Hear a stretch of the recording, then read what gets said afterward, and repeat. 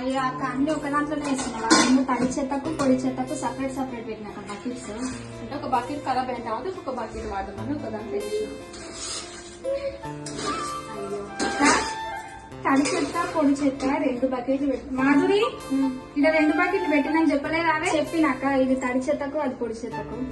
మన ఊరు సర్పంచ్ మనకు 2 బకెట్లు ఇచ్చిరాక, ఒకటి తడి చెత్తకు ఇంకొకటి పొడి చెత్తకు. తడి చెత్త పొడి చెత్త సపరేట్ సపరేట్ పెట్టాలి. ఒక దాంట్లో ఎందుకు వేస్తున్నవే నువ్వు? తడి చెత్త వల్ల వేరే మందులు కూడా తయారవుతున్నాయంట మన చేనులకి. అంటే రెండు వేరు వేరు వేరు వేరు చేయాలి. మంచిగా పర్యావరణాన్ని కాపాడుకోవాలి.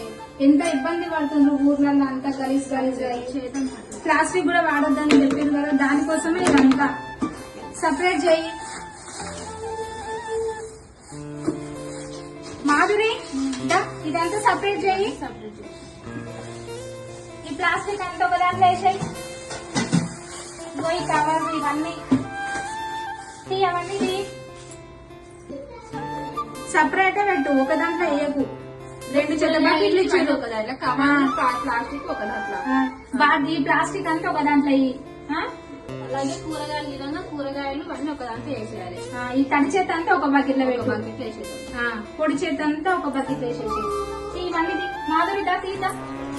తడి చెత్త పొడి చెత్త వేరువేరు డబ్బల్లో వేయండి. పర్యావరణాన్ని కాపాడండి.